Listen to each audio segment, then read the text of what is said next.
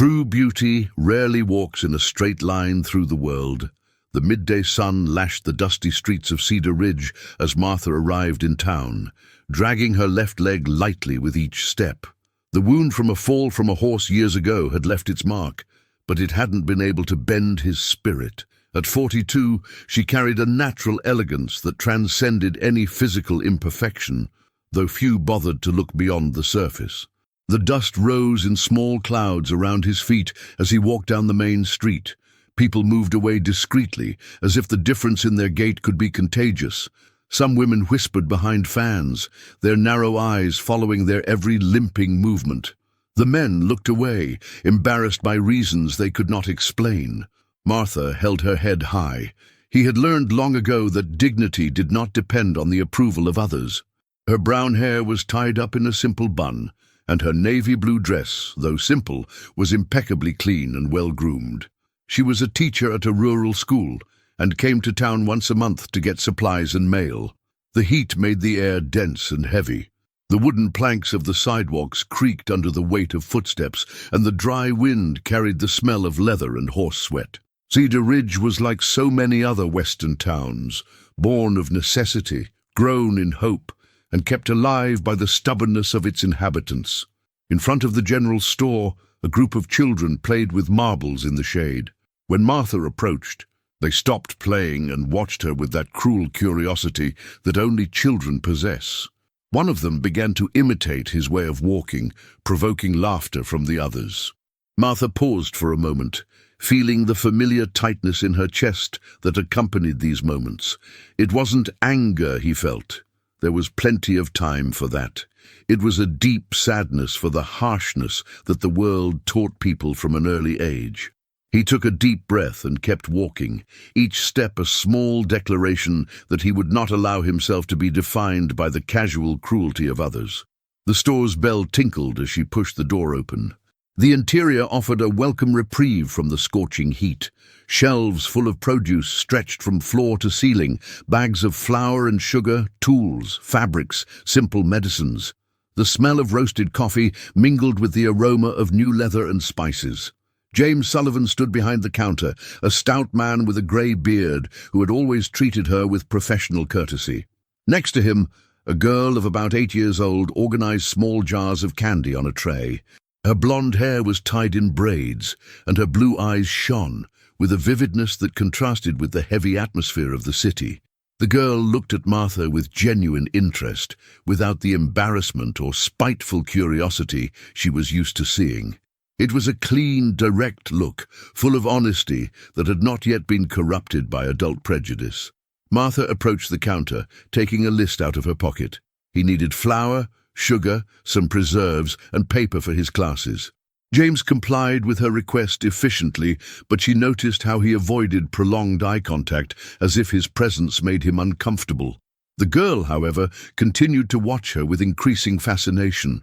There was something about the way Martha moved, the grace she found within her limitation, that captured her attention. It was like watching a different dance, a choreography that spoke of resistance and beauty redefined.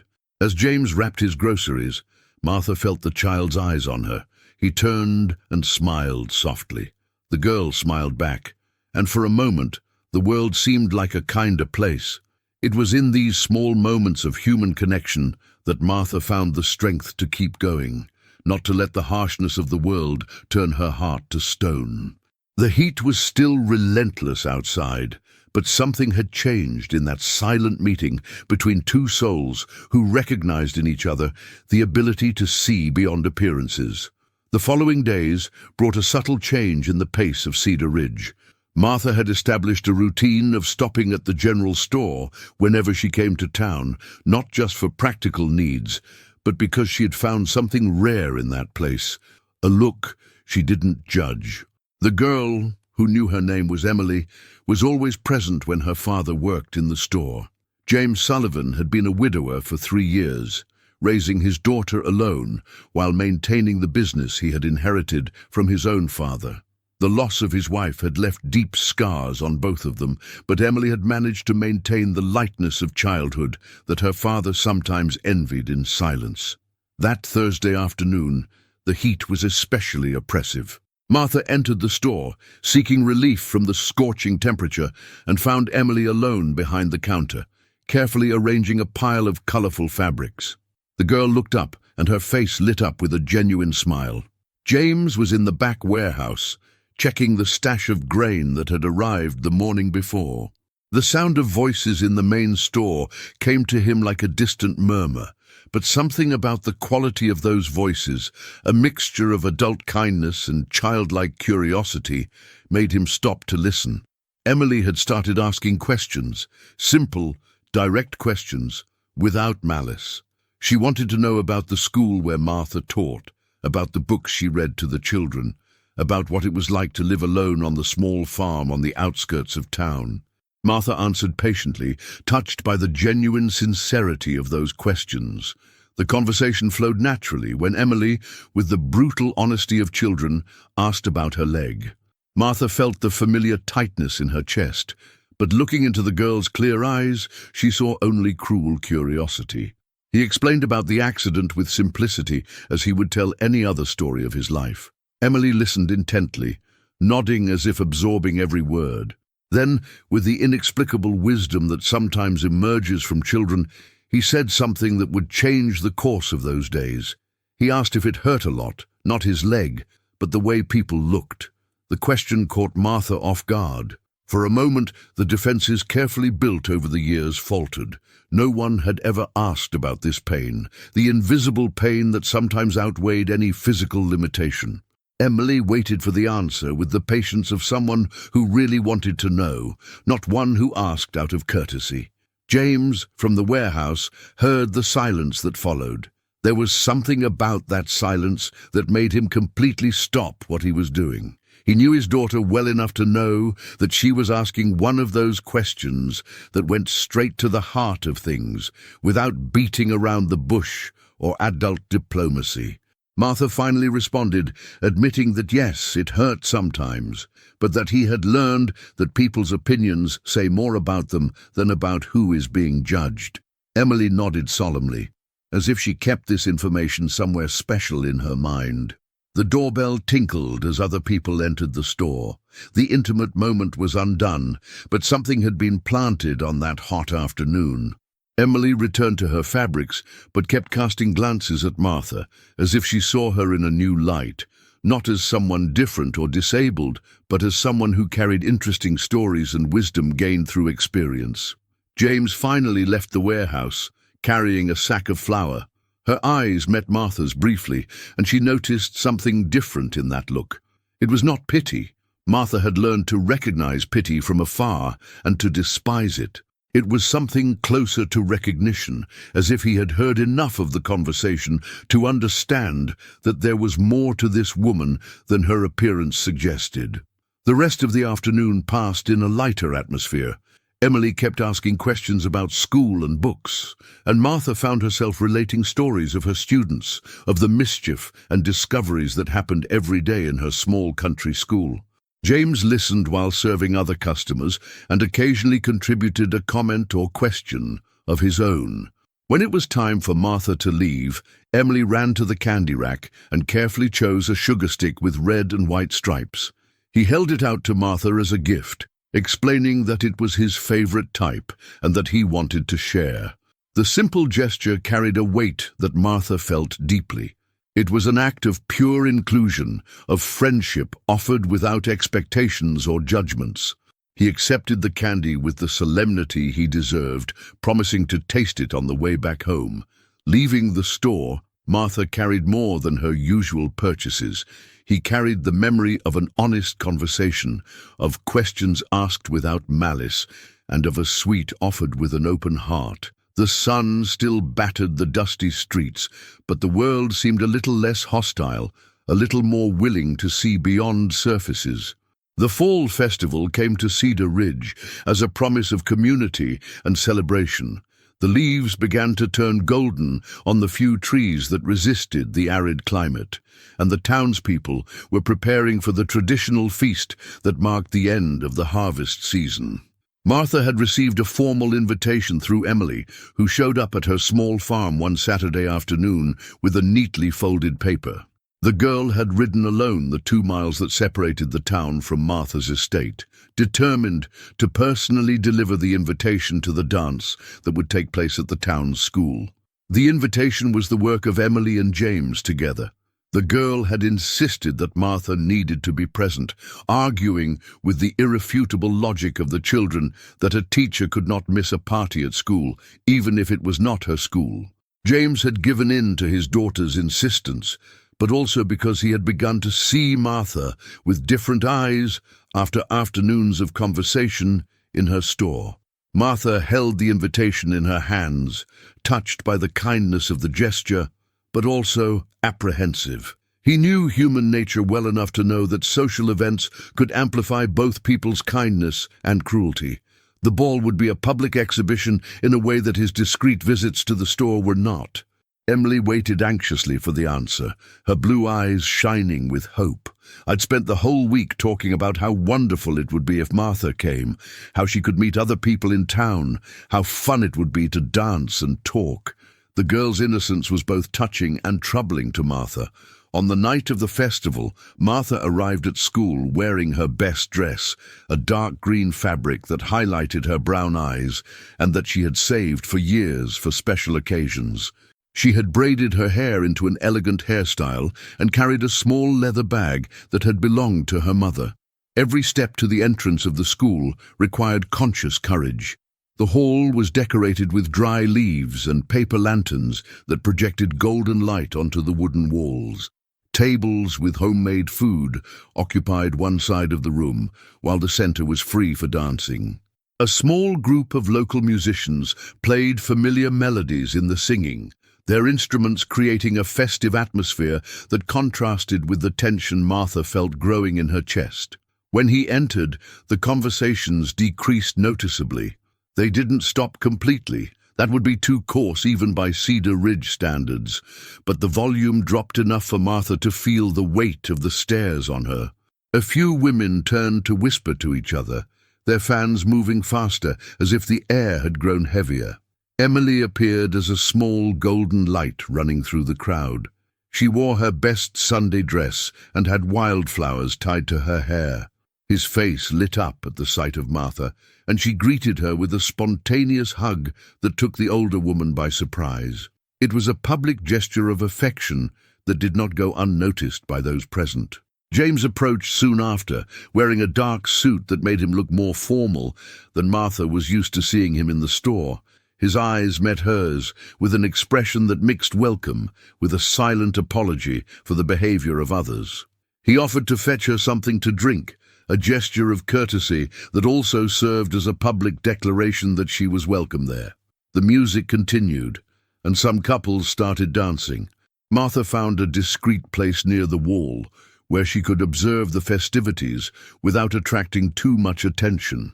Emily, however, had other plans. The girl remained by his side, chattering excitedly about the decorations, about the other women's dresses, about how beautiful the music was. It was then that the moment that would define that night happened.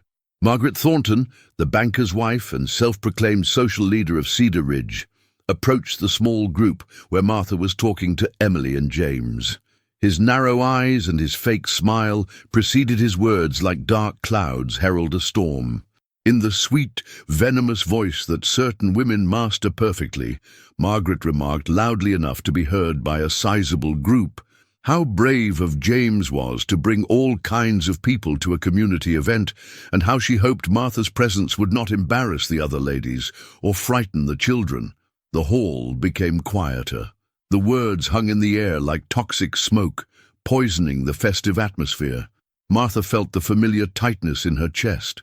But this time it was different. She was not alone in facing the casual cruelty of the world. Emily was by his side, and so was James. Emily's reaction was instantaneous and devastating in its simplicity. The 8-year-old looked directly at Margaret Thornton, then at her father, and then said the words that would echo through the hearts present long after the music had stopped and the lanterns had gone out. Emily looked straight into Margaret Thornton's eyes, without fear or hesitation. His clear voice cut through the awkward silence of the hall like a crystalline bell, ringing the purest truth. "She's beautiful, Daddy," Emily said, taking Martha's hand with absolute naturalness. "Mrs. Martha is the most beautiful person I know." The girl's words echoed through the room with a force that no adult expected. There was no calculated drama in his statement, only the brutal and limpid honesty of children who have not yet learned to lie for social convenience. Emily continued to hold Martha's hand, looking at her father as if she expected him to confirm something that was obvious to her.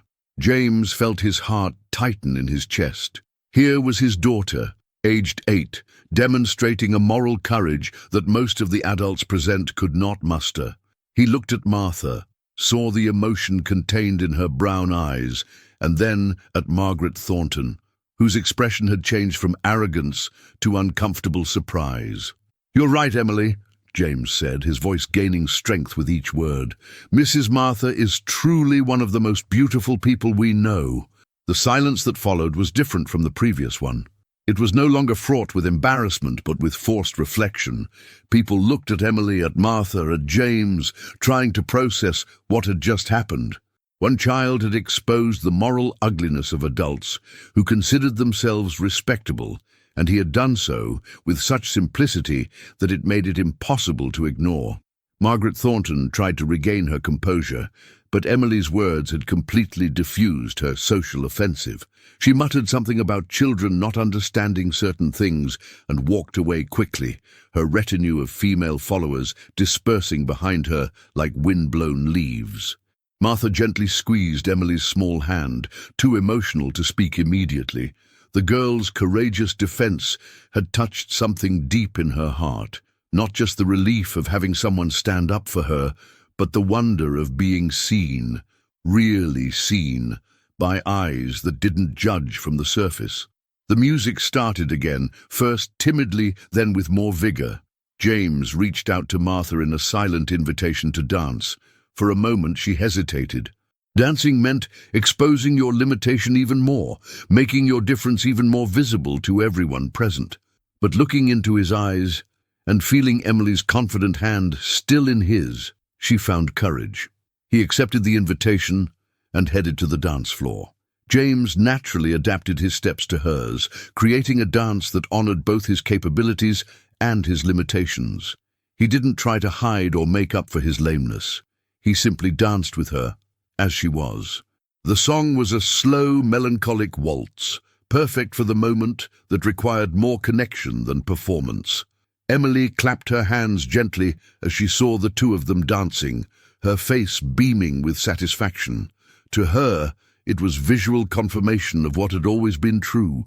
Real beauty had nothing to do with physical perfection, but with the grace of spirit that turned limitations into unique characteristics. Other couples gradually joined the dance. Some looked discreetly at Martha and James, but their looks had changed in quality. Emily's courageous intervention had forced a reassessment. People began to see Martha not as the woman who limps, but as the gentle teacher who had won the heart of the daughter of the town's most respected merchant. Reverend Thompson, who had observed the entire scene from afar, approached Emily during a pause in the music. In her soft, wise voice, she commented on how she had demonstrated the true meaning of seeing with the heart. Emily nodded gravely, as if receiving important confirmation about something she had always known intuitively.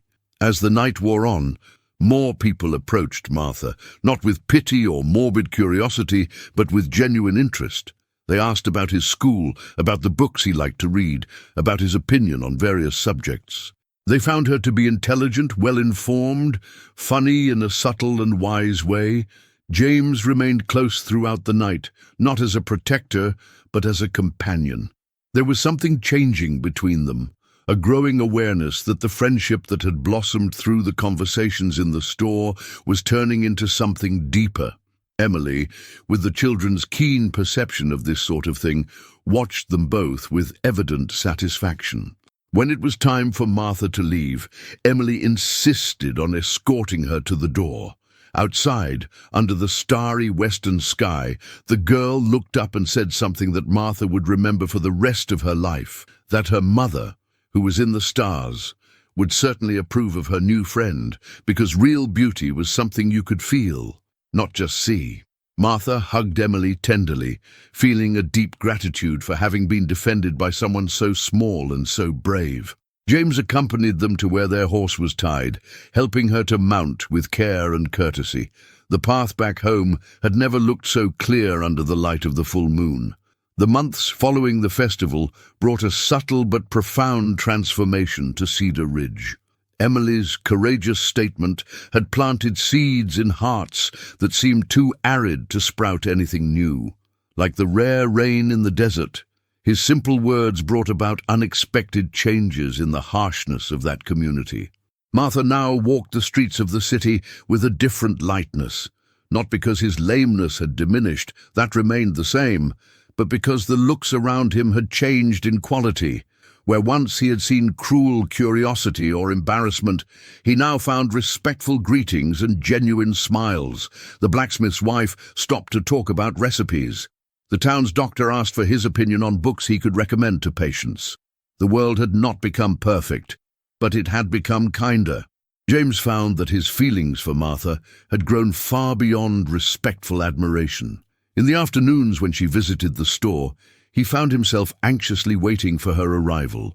Their conversations stretched for hours, ranging from practical subjects to in-depth discussions about books, dreams, and philosophy of life. Emily observed these moments with the quiet wisdom of children who recognized love even before adults themselves. It was on a spring afternoon, when the few wildflowers in the area were beginning to color the desert with points of courage, that James finally found words for what he felt.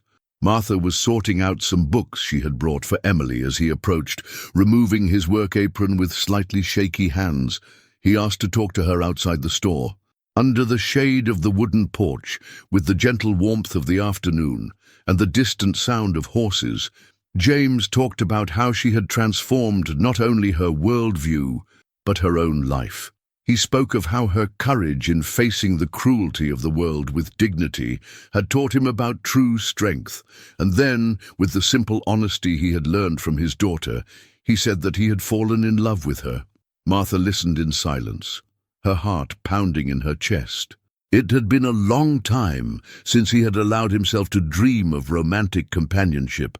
She had built an independent and meaningful life, but there was always a part of her that longed to be loved, not in spite of her imperfections, but including them.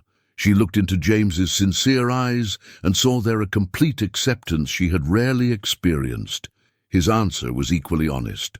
She admitted that she had also developed deep feelings for him, but that she needed to make sure he fully understood what it meant to love someone like her. James took her hands gently and said something she would hold in her heart forever, that he had first known her through her character, and that her beauty, the real beauty that Emily had recognized from the beginning, was something that only grew the more he got to know her. The marriage proposal came naturally as an inevitable conclusion of everything that had been built between them. Martha accepted, not only out of love for James, but because she had found a family that saw her completely, limitations and virtues together, and loved her just like that. Emily was the first to learn of the decision. His reaction was an explosive joy that swept away any remaining doubts Martha might have. The girl had engineered that love from day one, with the infallible intuition of children to recognize when two people belonged to each other. The wedding took place in the simple church of Cedar Ridge on a clear summer morning. Martha wore a light blue dress that highlighted her eyes, and James was more elegant than Emily had ever seen. But the most touching moment of the ceremony was when Emily, as a bridesmaid, declared again to the entire congregation, "I told you she was beautiful, and she was right." Reverend Thompson included in his sermon a reflection on how true beauty has always been a matter of the heart, and how one child had taught an entire community about what really matters. The words echoed through the small church, etching into the collective memory a lesson that would change the way these people viewed not only Martha, but each other. Martha and James settled in the small house behind the store, creating a family united by the conscious choice to love beyond appearances. Emily gained not only a mother of the heart, but a mentor who would teach her about strength, grace, and the courage to stand up for the defenseless. The years that followed brought two children into the family, a boy and a girl who grew up hearing the story of how their mother and father met, and how their older sister had been brave enough to speak the truth at a time when adults had forgotten how to do it. Cedar Ridge became known in the region as a town where different people were welcome. Martha and Emily's story spread beyond the borders of the small community, inspiring others to question their own prejudices and seek beauty in unexpected places. Martha continued teaching, now in a larger school that James helped build on the outskirts of town. His classes were famous for teaching not only reading and math, but also about kindness, acceptance, and the courage to be different in a world that often values conformity. Emily grew up to be a remarkable young woman, always carrying with her the lesson she had learned as a child, that true beauty cannot be measured by external standards, but only by the ability to love, to be courageous, and to see the best in other people. And when she told her own story to her children years later, Emily always ended with the same reflection, that she had learned from a young age that the most important words we can say are those that defend the defenseless, that celebrate difference, and that recognize beauty where others see only imperfection. The sun continued to batter the dusty streets of Cedar Ridge, but the shadow of kindness that a brave child had planted grew and spread, offering relief and hope to all who needed a safe place to be exactly who they were. If you were moved by the story of Martha, Emily, and James, and believe that true beauty is in people's hearts, don't forget to subscribe to the channel for more touching stories from the Wild West that talk about courage, love, and overcoming. Your inscription helps us to continue bringing narratives that show how small gestures of kindness can transform entire lives, and how wisdom often comes from the purest and bravest voices. Share this video with someone who needs to remember that we all have our own unique beauty, and leave in the comments which part of the story touched your heart the most.